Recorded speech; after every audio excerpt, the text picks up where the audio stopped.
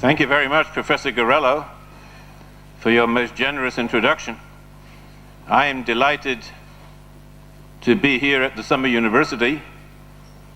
I had the privilege of being here 6 years ago, and I am overwhelmed by the enthusiasm and the increase in numbers that I see here today. I congratulate Jacques Gorello for his wonderful work in this regard. My topic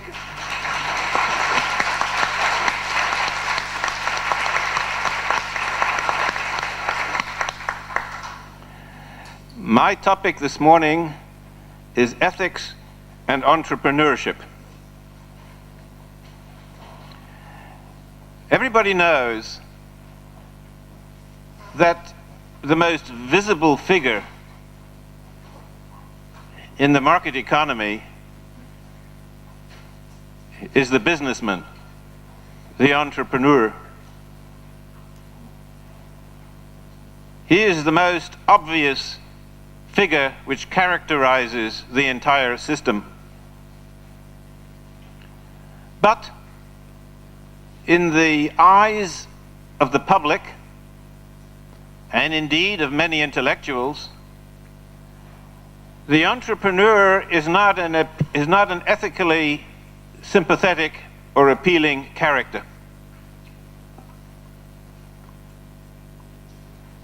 The entrepreneur is believed to cheat his customers and his workers. He cheats his customers in terms of price and in terms of quality. So it is believed. He manipulates his customers by skillful advertising, misleading them into buying goods that they do not really need or want. He is believed to ruin the environment ruthlessly, to exploit his employees and make profits from the sweat of their brow. He is believed to engage in collusion with other employers, with other entrepreneurs, to monopolize markets in order to further increase profits at the expense of the consuming public. He is believed to engage in systematic corruption of government officials, in this way undermining the democratic system. And above all, even if one were to find, so the general view runs, even if one were to find a rare entrepreneur who did none of these terrible things, nonetheless the profits that he makes, the entrepreneurial profits that he makes, are totally undeserved. He has not worked for them. He has not given his capital for them, because that is the reward of the capitalist, and we distinguish between the entrepreneur and the capitalist. So that what he makes, the profits that the entrepreneur makes, are without justification. They have no ethical basis through which they can be justified. At best, at very best, what the entrepreneur makes is attributed to pure luck, to good fortune. And there seems to be no good reason why the entrepreneur should be the beneficiary of good fortune rather than the rest of society.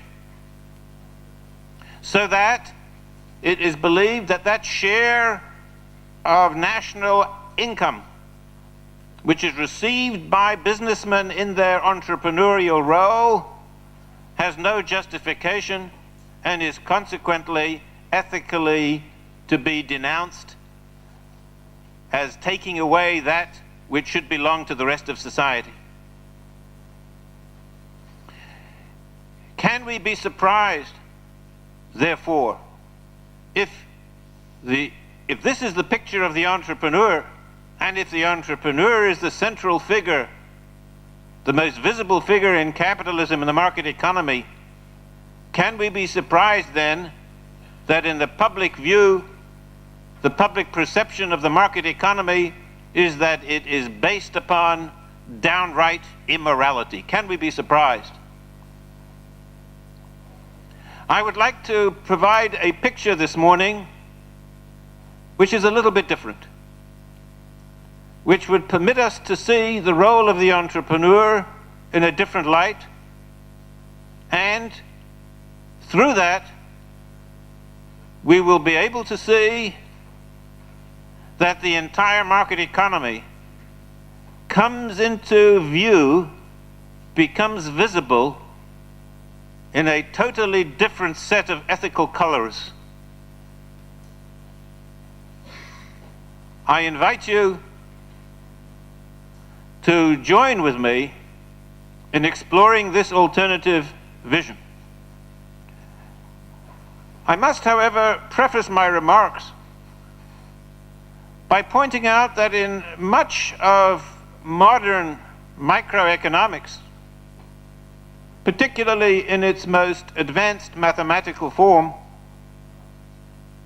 the entrepreneur does not exist. If one studies general equilibrium theory, one will find that there is no entrepreneur.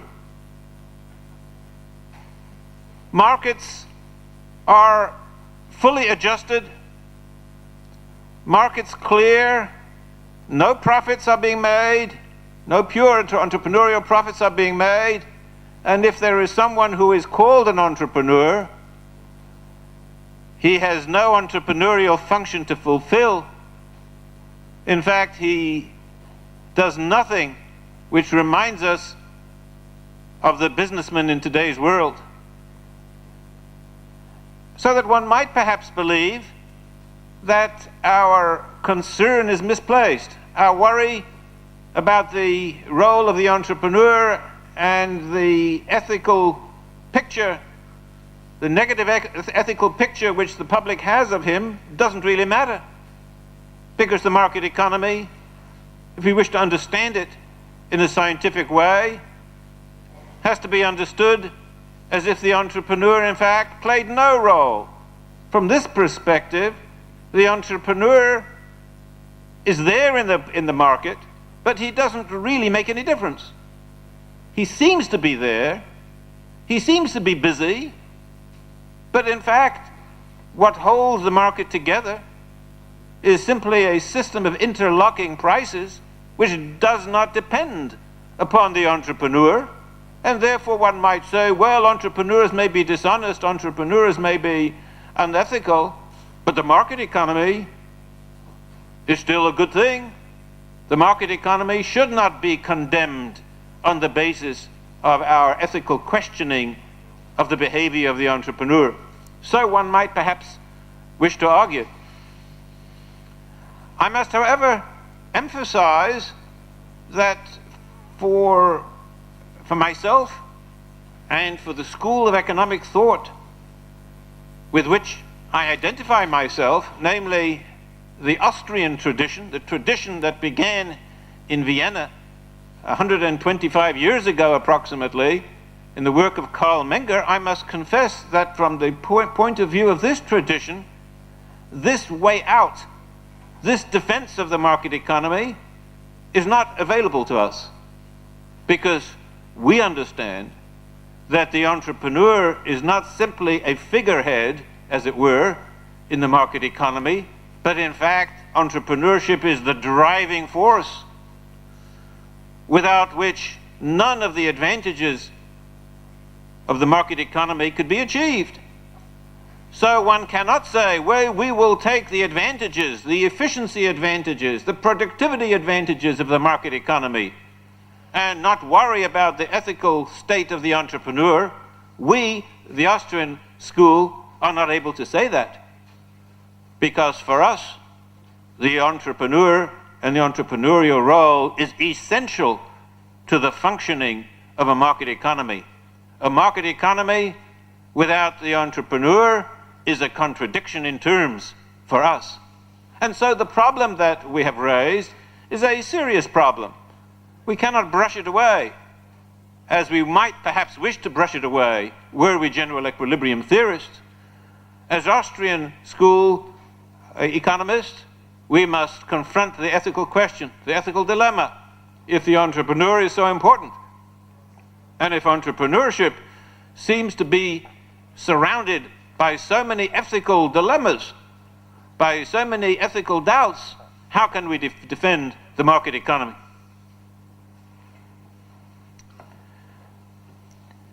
My thesis here this morning will be that it is exactly the opposite, exactly the other way around. It is not merely the case that the entrepreneurial role should give us no ethical embarrassment. It is much better than that. Quite the contrary. It is only by fully understanding and recognizing the entrepreneurial role that we can appreciate the full ethical merits of a market economy. It is only by understanding and appreciating what it is that the entrepreneur does that we will be able to appreciate in turn the subtle but profoundly important ethical advantages which a market system can provide a society with, which is not available in any other conceivable social system.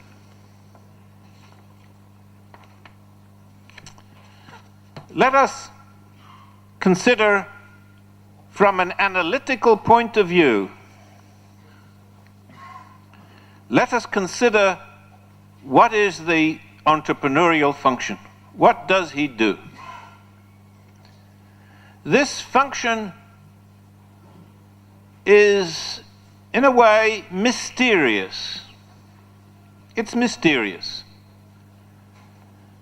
As we have already mentioned, it is so mysterious that in standard microeconomics, that function has been totally eliminated. It's as if one can do without him.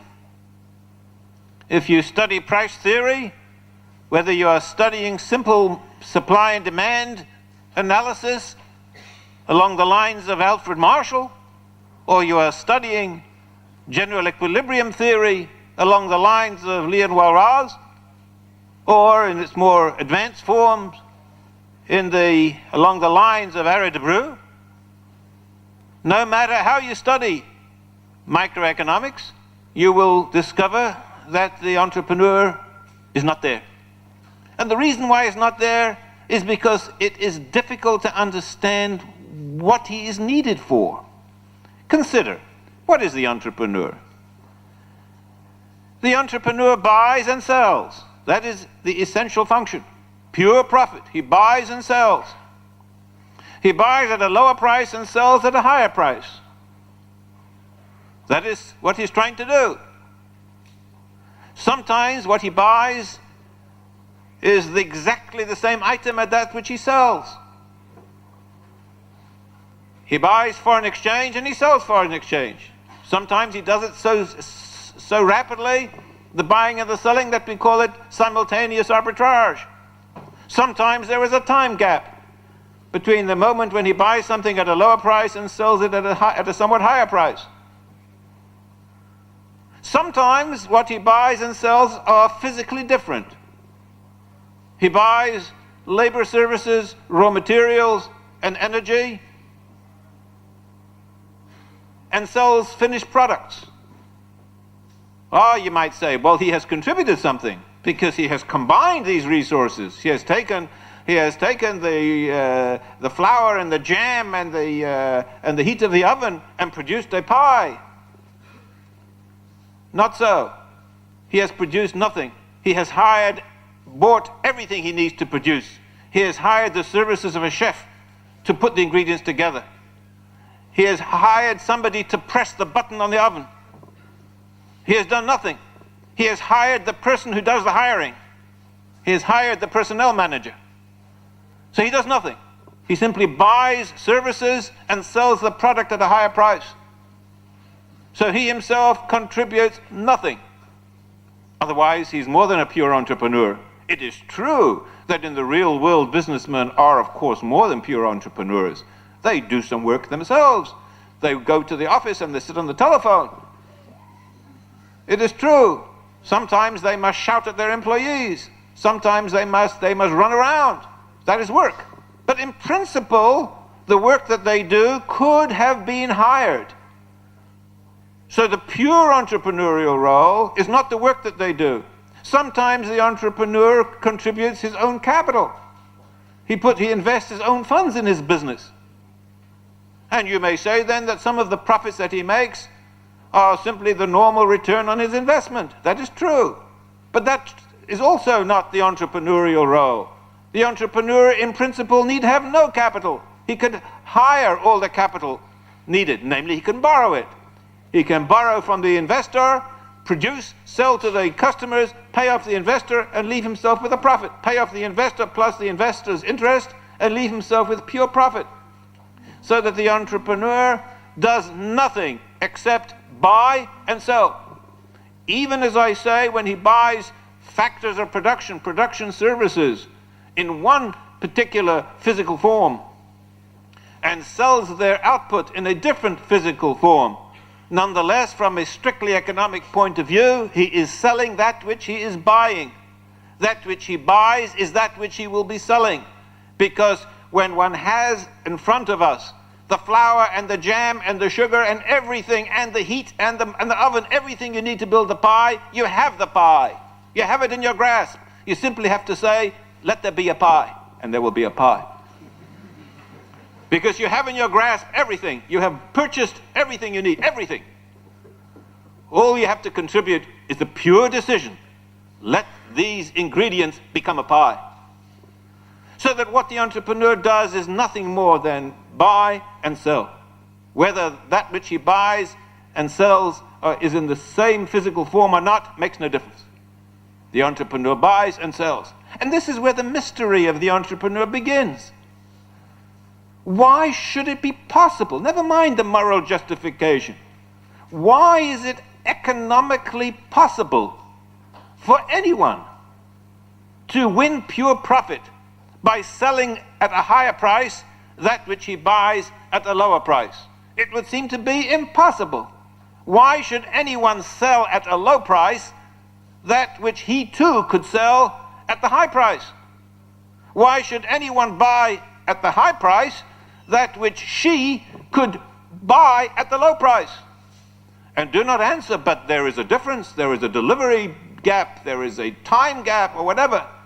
All of those gaps have been taken into account. Everything is in that pile which is being bought. The entrepreneur buys and sells. And the question is, how is it possible economically? Never mind morally, never mind ethically. But how is it economically possible for a gap to exist between the selling price and the buying price? This is the mystery of the entrepreneur. What is his function? Where does it arise from? But of course, this mystery is only at the very surface. If one digs a little bit more deeply, the solution to the mystery becomes immediately apparent. The explanation, of course, is ignorance. The buyer who buys at the high price from the entrepreneur is not aware, does not know where to buy at the low price. Otherwise, he certainly would not buy at the high price if he could buy at the low price. The seller who sold to the entrepreneur at the low price is not aware of the higher price at which the entrepreneur will be selling. Because if he or she were so aware, then he would not be selling at the low price. So, the entrepreneur's profit is to be attributed to ignorance. And of course, this is where the general equilibrium theorist says, aha, I told you there is no function for the entrepreneur, because in this case, if it is simply a matter of missing knowledge, then we have been untrue. We have not been honest when we said that everything necessary to sell to the buyer, ultimate buyer, was in the bundle which we bought from the original seller. Because if knowledge is required, then we should have bought the knowledge too. In which case, the knowledge, the price of the knowledge, the value of the knowledge necessary to take us from the original seller to the ultimate buyer, that knowledge too would have been included in the total price paid to the original seller. And of course, this is the general equilibrium view. Knowledge, whatever knowledge is needed, is a valuable commodity, and there is a market for knowledge. There is a supply of knowledge, and there is a demand for knowledge. And there is an equilibrium price for knowledge. Many of us here in this room are in the business of selling knowledge. Many of us here in the room are in the business of buying knowledge. There is a price for knowledge, a market price for knowledge, a market price for information, an enormous market for information.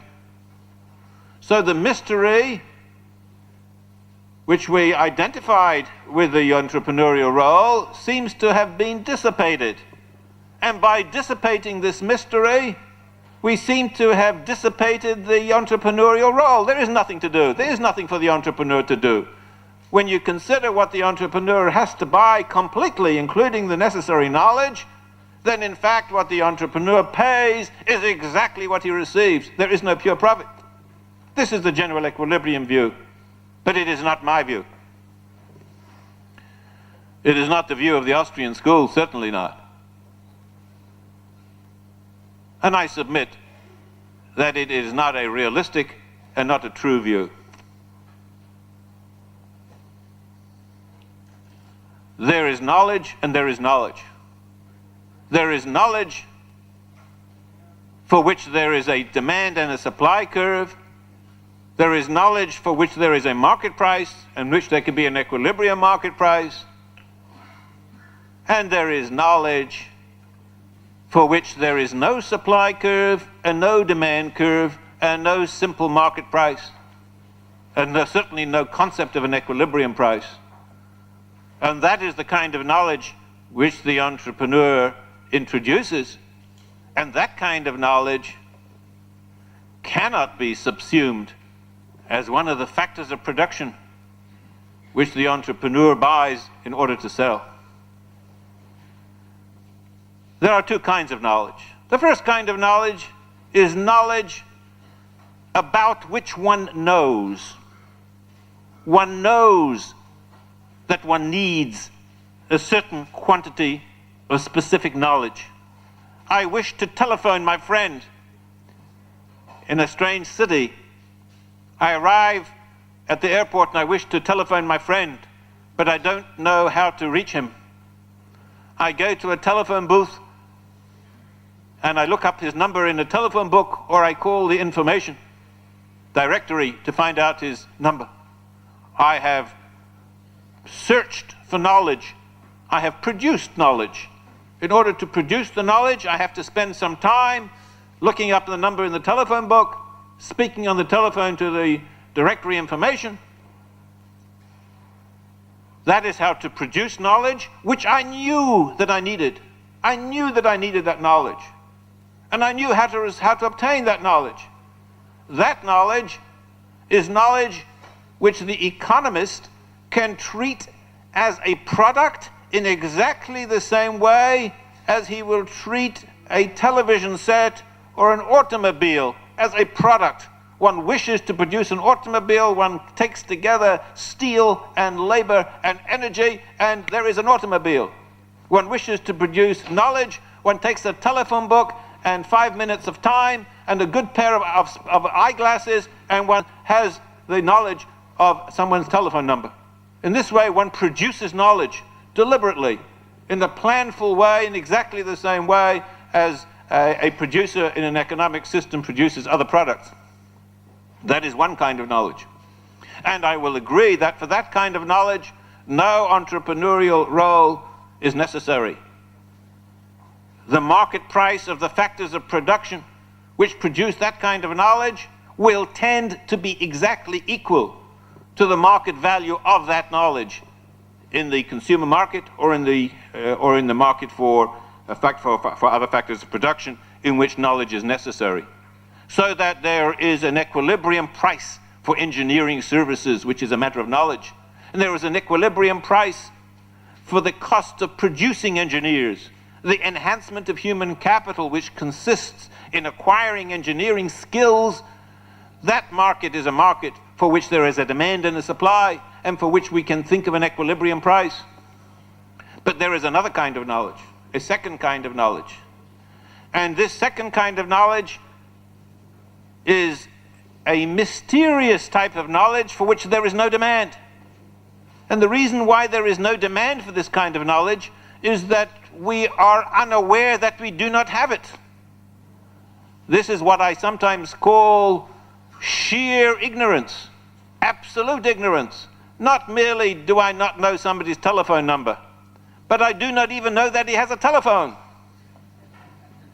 Not merely do I not know the telephone number of my friend, I do not even know that I have a friend. That is sheer ignorance. I cannot go about producing the knowledge necessary to reach him if I don't know that he exists. I don't know that my friend lives in this city. I cannot search for him. If I don't know that he has a telephone, I will not look his number up. If I do know that he is here, and I do know that he has a telephone, but I do not see a telephone book, and I do not know how to reach a telephone information directory, then I will not. This is knowledge for which I have no demand. If I am locked up in my office building one night, working late, locked up in the office, I come down to the ground floor and I found the outside door is locked. I bang on the door, nobody lets me out.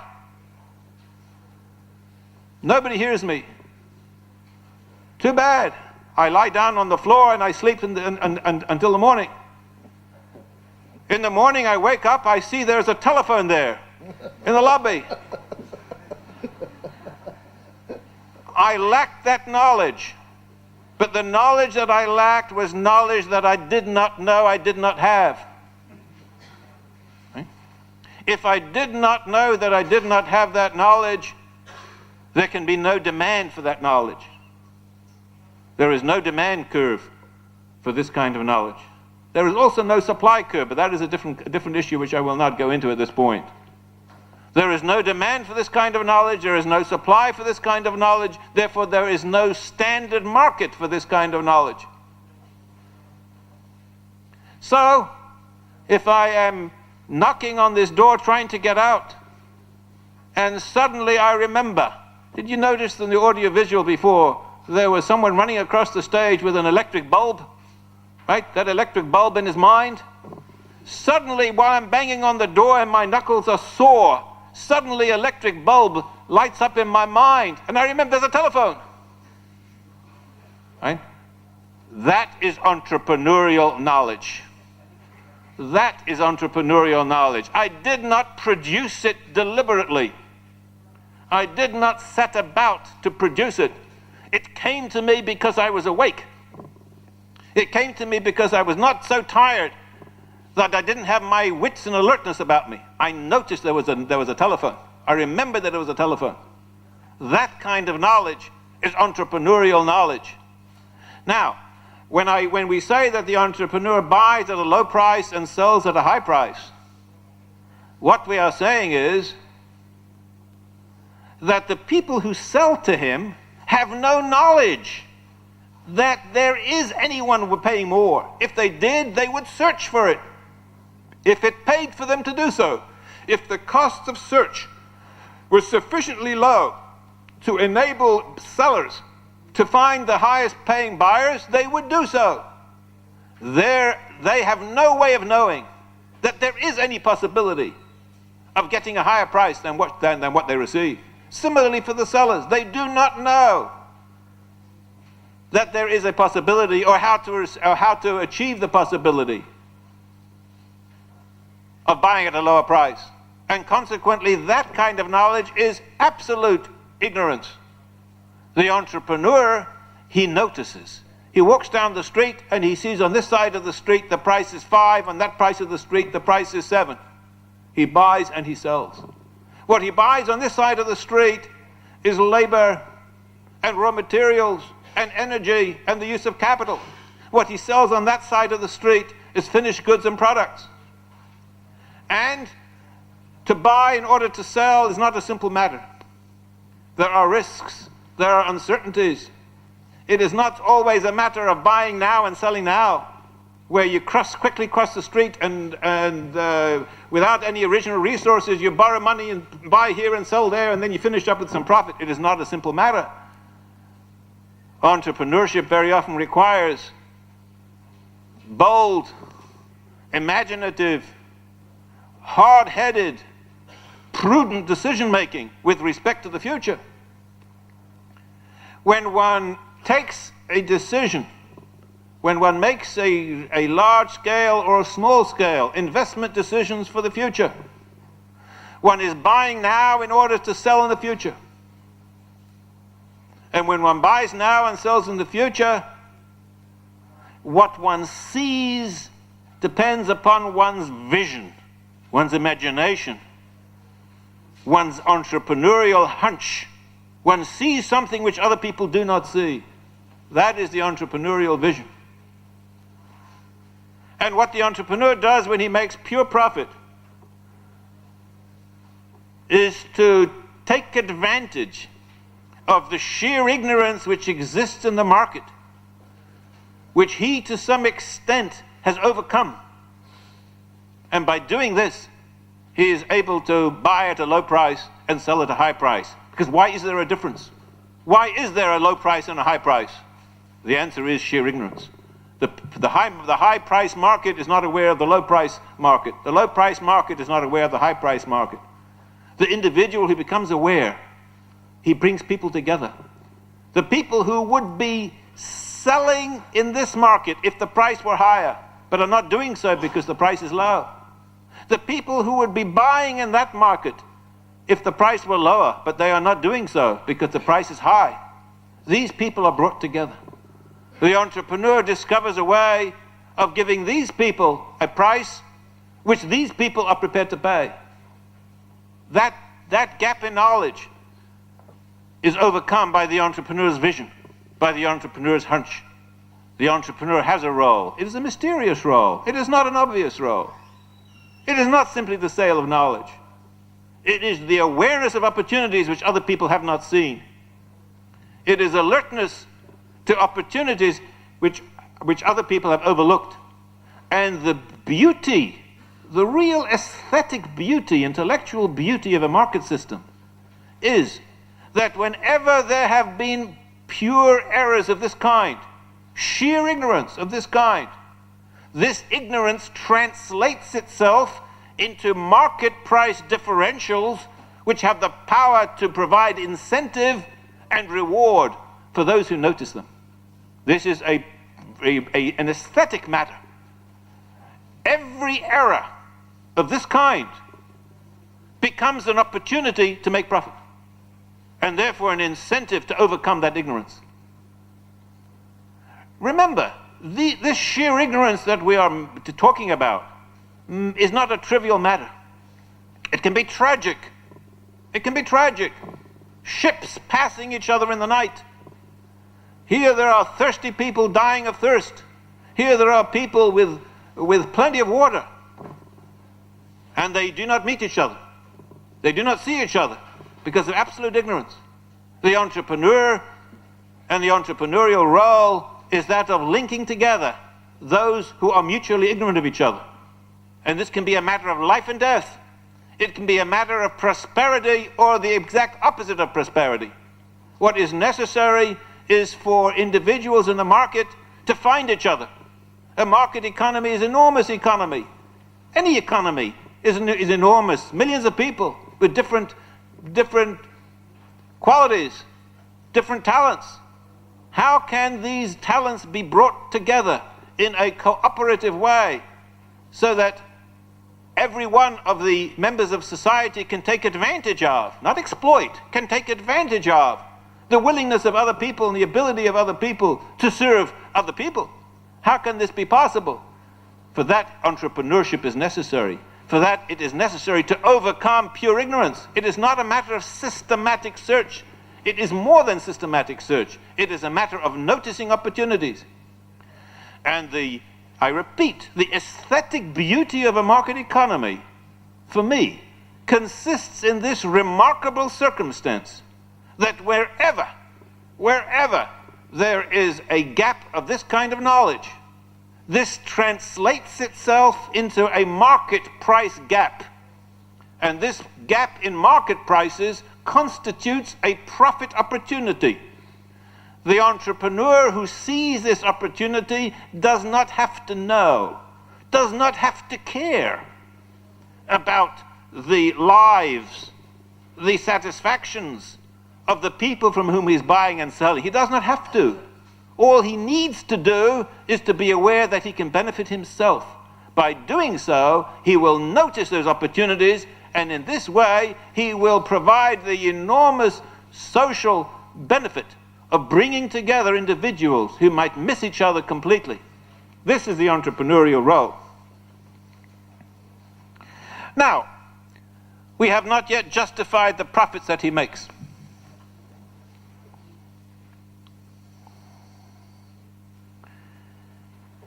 In the standard mainstream assessment of the ethics of market rewards,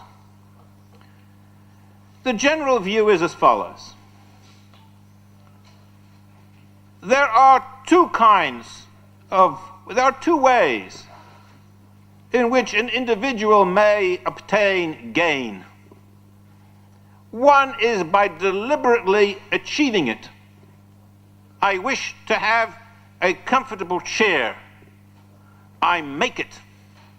I take the lumber, and I take nails, and I take a hammer, and I take some labor time, and I make the chair. I have a chair. And the chair is more important to me than the lumber and the nails and the time. So I've gained by deliberate production. There is a second source for gain, and that is pure luck. I would like to have a chair.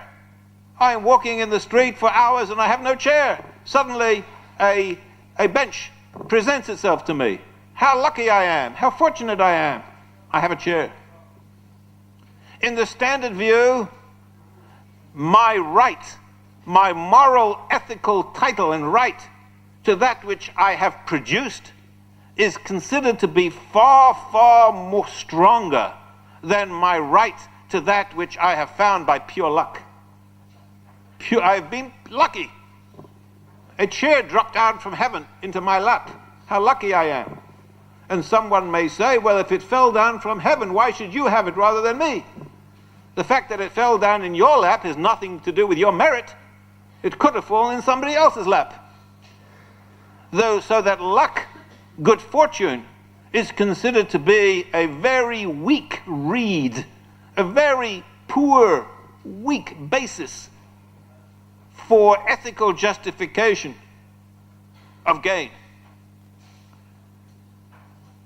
However, I believe that if one studies the entrepreneurial role very carefully in the way in which we have presented it here this morning, I believe that one will be forced to recognize that there is a third source for gain. Not deliberate production, not pure good fortune, something different. A missing third alternative. What is this missing third alternative? This missing third alternative is discovery. There were chairs. There were 100 people looking for chairs. All of them passed this chair. They didn't see it. I saw it. It did not fall from heaven into my lap. It was there waiting to be discovered. 100 other people didn't notice it. They were so busy looking over there for the chair that they didn't see it over here. I saw it. And therefore I say, it is mine. It is mine not because of good luck. The good luck could have given you the chairs as well as it gave it to me. It is not because I deliberately produced the chair. I did not do so. I came across the chair. I discovered the chair. The chair is mine because my eyes were open. It's my eyes. My eyes saw it. Your eyes did not. I found it. I found it, and therefore I keep it. That is a moral basis for a source of gain which is different from the two categories, from the two criteria which standard moral theory, theories of justice, have traditionally recognized. I submit that it is important, essential for us to recognize this third moral category. This moral category is the category of that which I have found because I have been alert. I have been awake. I have been a human being who notices opportunities. I noticed the opportunity. You could have noticed the same opportunity. I noticed it, you did not. It is mine.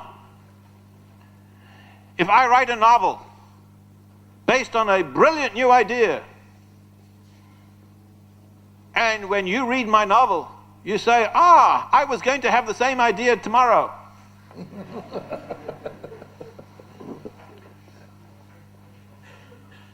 And you could have had the same idea tomorrow. There's nothing that I have that you could not have. I created it, you did not. It's my novel, my idea, my artistic production, my creation. Discovery, entrepreneurial discovery, is exactly of this character. And I would ask you to consider what it is that the entrepreneur does. We have seen what he does. We have seen that what the entrepreneur does is to discover gaps in prices.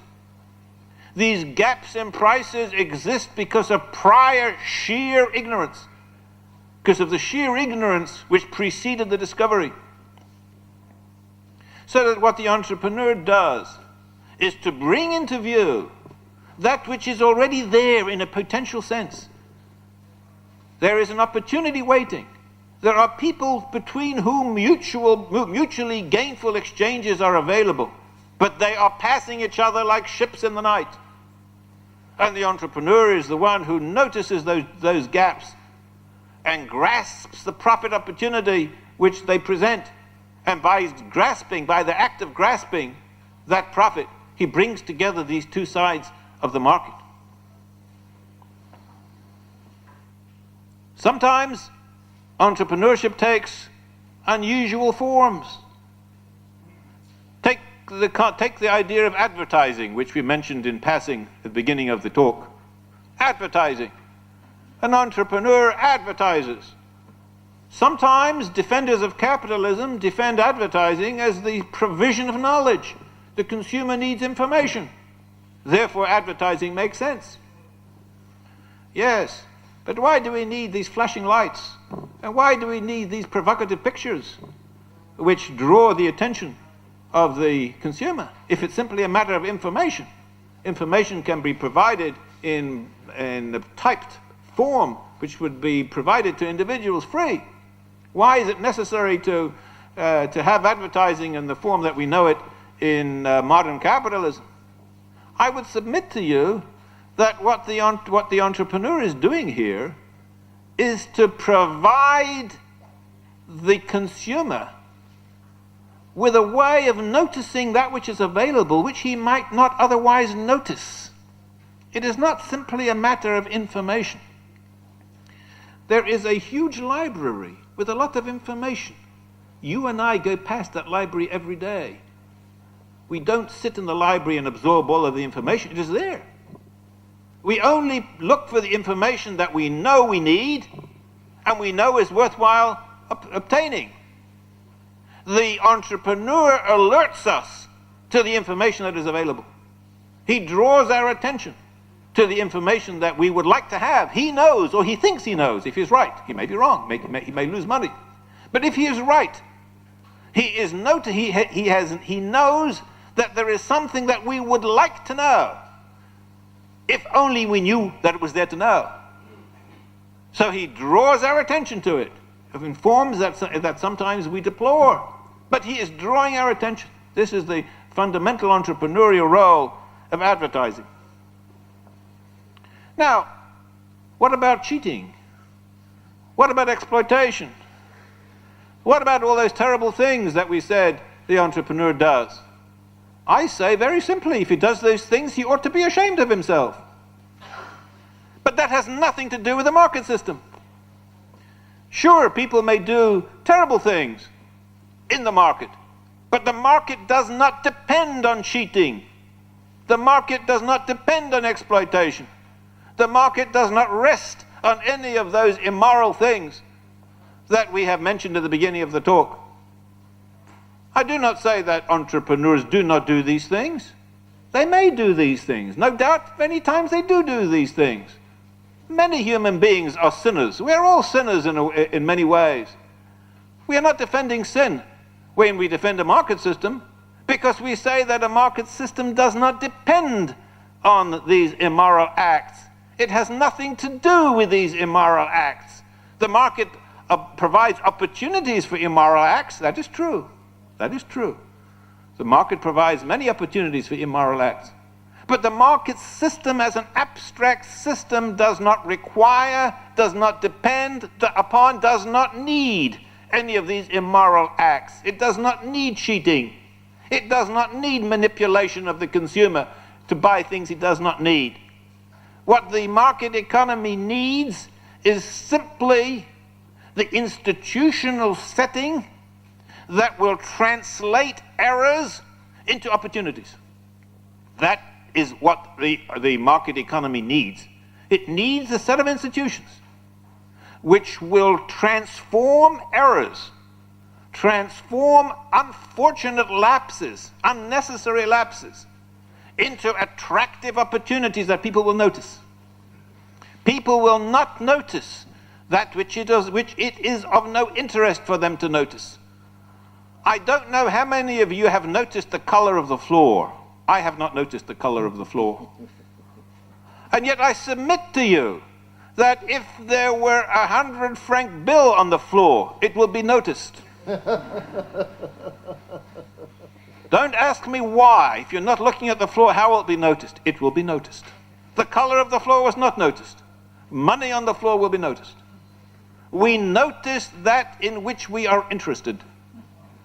If you are writing a doctoral dissertation on the color of university floors, you will notice the color of the floor, because it will be of interest to you. But to the rest of us who are not writing those dissertations, we do not notice that which is not of interest to us. There are enormous errors being made all the time, which are tragic for the members of the economy. In order to bring those errors into view, they have to be transformed into attractive opportunities, which we will notice. The form in which the market performs this, in which the market does this, is to translate every such error into a pure profit opportunity, where one can buy a bundle of resources for a low price and sell the finished product for a higher price. For that, it is necessary to switch on human alertness. It is not merely alertness, it is more than that. It is human imagination, human vision. And of course, human vision and human alertness is imperfect. Very often we see things which do not exist, and therefore we make entrepreneurial losses. But the market economy is a market in which people are free to use their vision. They are free to exercise their perception of opportunities. And this is the real meaning of a free economy. A free economy is one in which people are free to see what they see, not that which others see. freedom does not mean, I repeat this, freedom does not mean the ability to choose between given options. Freedom means the ability to see the options for oneself, to recognize what the options are, so that I will see an option which someone else does not see. That is what freedom means. If I am not free, I will not see those options. If I know that I cannot take advantage of what I see, I will not even see them. If I know that every bit of money that I find on the floor is not going to belong to me, I will pay it as I will not even notice. I will not see the money. I see the opportunities only when I'm free to take advantage of them. That is the meaning of free enterprise. Freedom is important because it permits us, it encourages us, as members of a social system, to see that which it is in the interest of others that we should see. It does that by identifying the interests of others which have not been as yet perceived, the opportunities for others which have as yet not been perceived, by translating them into profit opportunities for myself. That is the meaning of a free market economy, of a free enterprise system. So when we come back to the question of the ethics of entrepreneurship and the ethical meaning of a market system, I repeat, I do not defend everything that entrepreneurs do. Of course there is false advertising. Of course there are people who cheat. Of course there are immoral acts being performed in the market economy. But the essence of the market economy does not consist in any way of these immoral acts. The entrepreneur, quite the contrary, is the individual who exercises his creativity and his vision to see that which is of benefit to others. His motivation is not our business. His motivation, no doubt, of course, is his own gain. That is what switches on his interest. Of course that is the case. We are not saying that he is a saint. We are not saying that he is motivated by altruistic motives. That is not the point at all. The point is that his right to that which he sees is to be attributed to the fact that he saw it, no one else did. He created that, as it were, he created it out of nothing. He did not start out with capital. He did not start out with resources. He started out with an idea. With this idea, he borrowed money, bought resources, and sold them at a higher price. Sold the product at a higher price. He created that difference because he saw that gap. By seeing that gap, in a relevant ethical sense, he created it. He created it, as it were, out of nothing. And therefore, in the eyes of many of us, it belongs to him. He found it, he created it, he keeps it. That, I believe, is the moral defense for entrepreneurial profits. I believe this directs us away from seeing that which is inessential, not essential, to the entrepreneurial role, directs us towards that which is essential.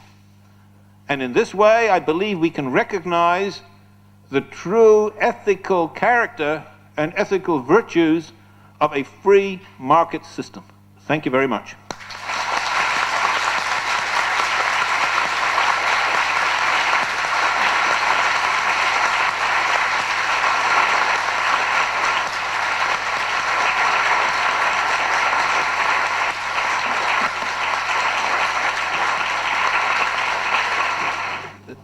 I believe there were 2 points that were made in the question.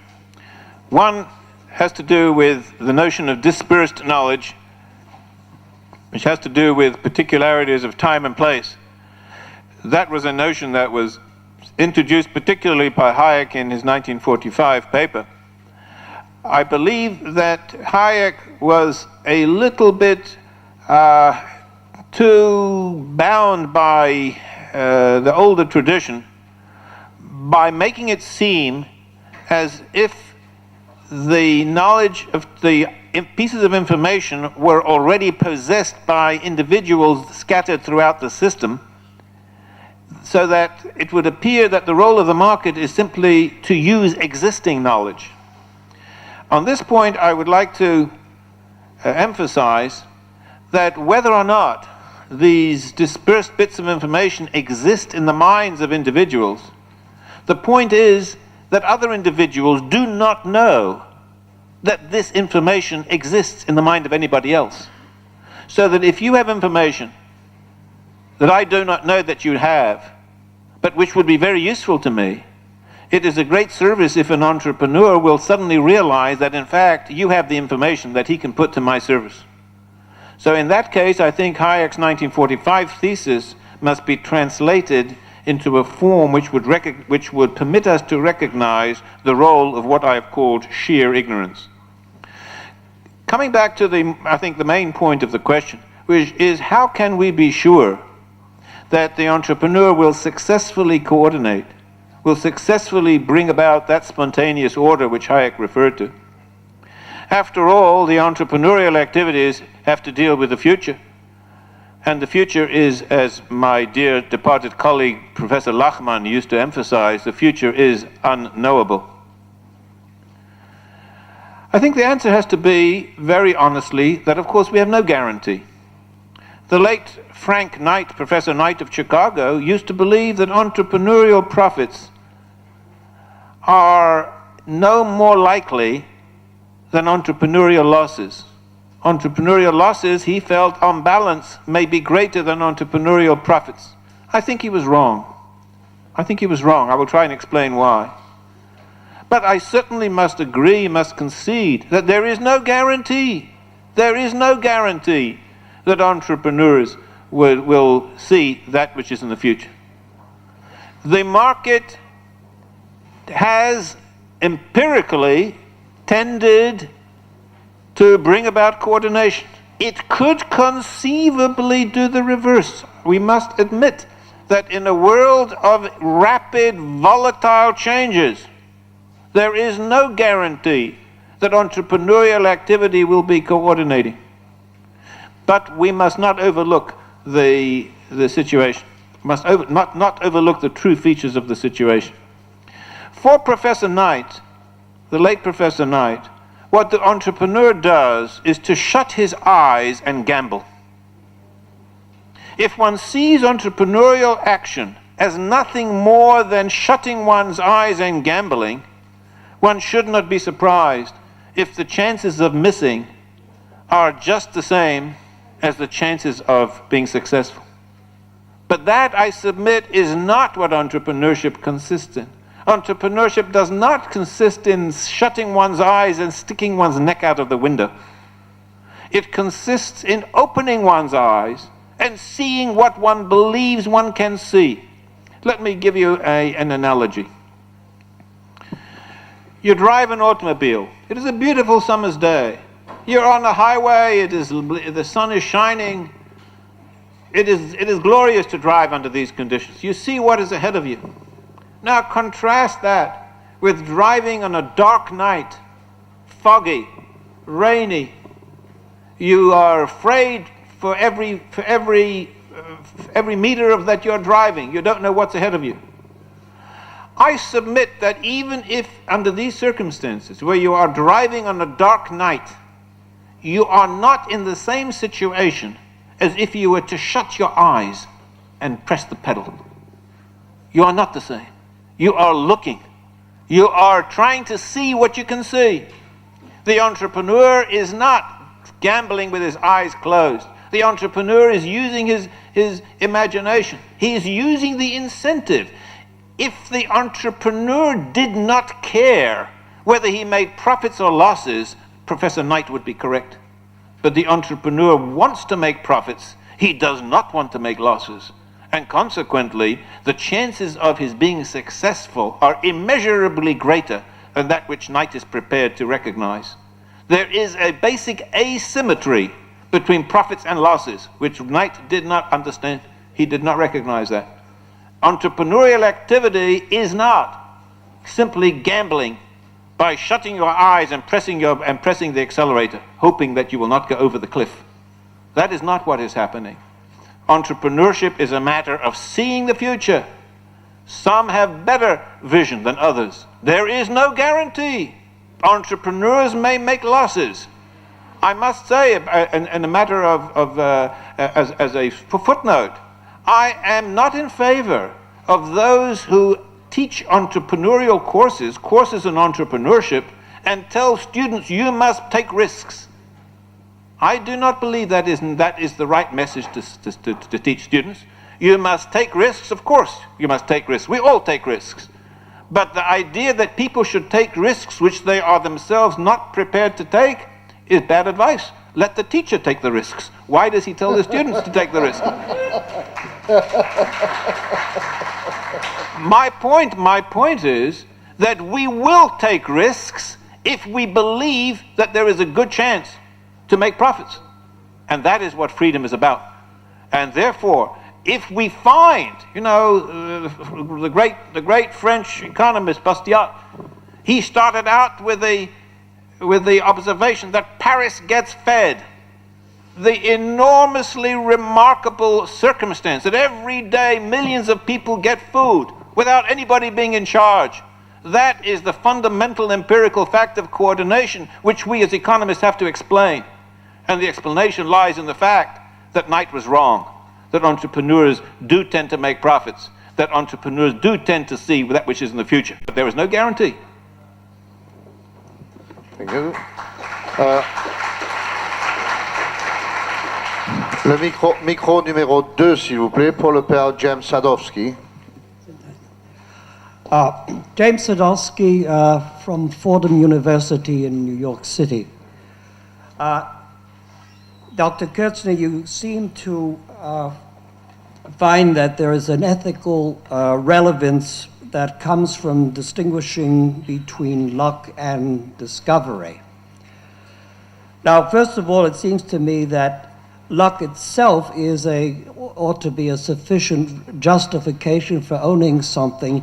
I don't think we resent the person who wins a lottery and complains that just because he's lucky he should not have done so. Now, why am I bringing this up at all? Well, the problem I see is this. How can any third party tell whether an entrepreneur is being lucky or whether he's made a genuine discovery? Now, you may say that it's built into the meaning of entrepreneur that what he gets through discovery as distinct from luck. But in that case, the third party problem returns because how can anyone tell then whether a soi-disant entrepreneur is a real entrepreneur? That's my...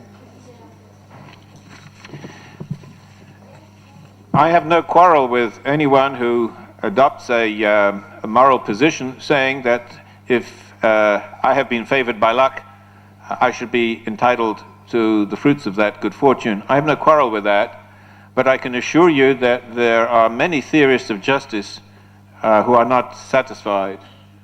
To give you one very well-known example, the eminent philosopher John Rawls, whose book on the theory of justice resuscitated the philosophical inquiry into the theory of justice over 2 decades ago. John Rawls starts out from the basic premise, the fact that you are born with beauty, with brains, with physical strength, does not give you any title whatsoever, any ethical title whatsoever to the fruits of these qualities, because you are simply lucky. Now that view, I believe, expresses a view of the individuality that many of us would be unhappy with. But nonetheless, it is based on the view of good fortune as providing no title whatsoever to in justice to the fruits of good fortune. So I believe that in dealing with critics of that kind, it is important to make it clear to them that that indeed is not the source. It's not the source of entrepreneurial profit.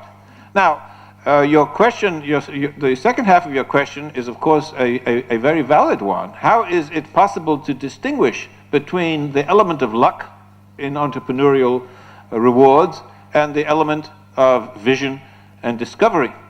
You are absolutely correct that in the real world, luck and good fortune become intertwined in an inextricable fashion. There is no way to disentangle. That is absolutely correct.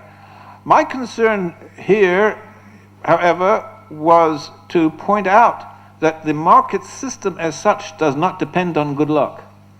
And the market system as such does not depend on any ethical questions one might have as to the justice of title based on good luck. My point is to introduce the insight that the market economy is based strictly on the concept of discovery. Now, it is true that many entrepreneurs have put themselves in a position where they may be the beneficiaries of good luck. However, I would like to point out that what may seem to be good luck is to a large extent, very often, the result of having deliberately placed oneself in a position to take advantage of that which one was not sure about, but which was thought was a good chance. That too is more discovery than sheer good fortune. And that, I think, is something which we should always draw attention to. But it isn't. But one would not do it. One would not. There are other ways of gambling than in business. One can go to the horse races. There are better ways of gambling if one wishes to try one's pure luck. The luck which favors the fortunate businessman is to a large extent that which he has in a dim way, in a vague way, perceived as being possible to be achieved. Merci. Dernière question, micro numéro 3. Et on va s'arrêter là après. Vous pourrez poser à nouveau des questions ce soir. My name is Diana Selegian. I come from Romania.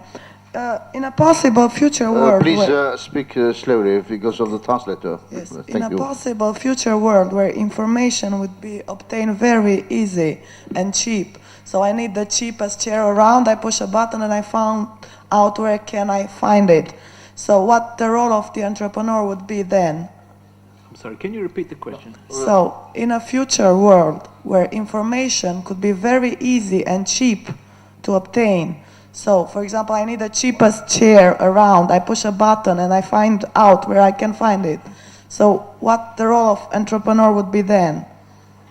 So if the gaps of information would be less and less. To say that in the future information will be free because of the greed now.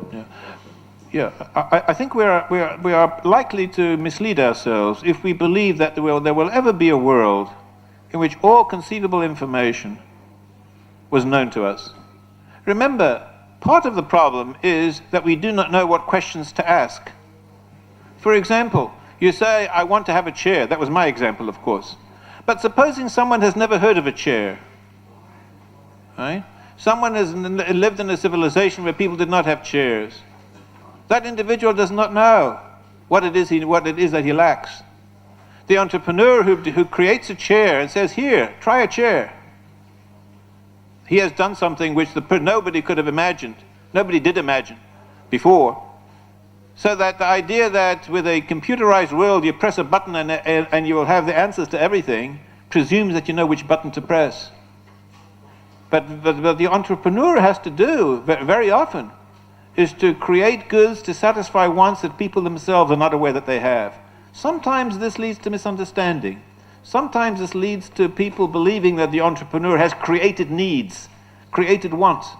But I submit that if you go into a civilization where they do not wear shoes, they have not worn shoes for thousands of years, and you show them a shoe, and you give them free shoes for 6 weeks, and after 6 weeks everybody wants to buy shoes, I submit you have not created a need. You have not made them want something that they didn't want before. You have taught them to recognize that there was an innate, inchoate want which they themselves did not recognize that they had. And I submit that in the future world, that kind of situation will provide endless opportunities. Thank you. Push the button, please. Okay. No.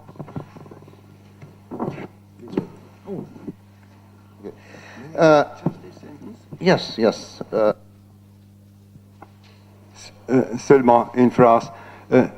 In the way of scientific discovery. I remember Claude Bernard who said la fortune ne favorise que des esprits bien préparés. It is mostly quoted as les esprits bien préparés, but he was more modest and said que des esprits bien préparés. Merci.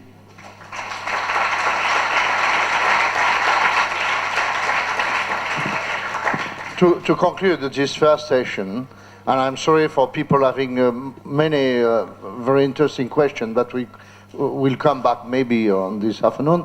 To conclude this very stimulating session, I would like to give to Professor Israel Kirzner a little gift from the ville of Aix-en-Provence, and also to give this same medal to Professor Liggio, because when they have been given this medal, it was a very little medal, and now we are really a medal at the measure of their talent. So please, Professor Israel Kirzner, accept this gift from all people being in Aix now.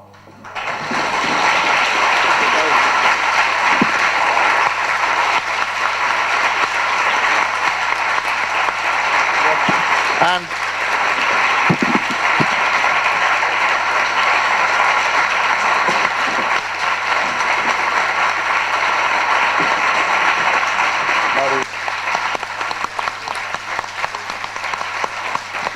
also, you have to always remember that this summer university has become at this level of great international and scientific level thanks to Leonard Liggio. And if Israel Kirzner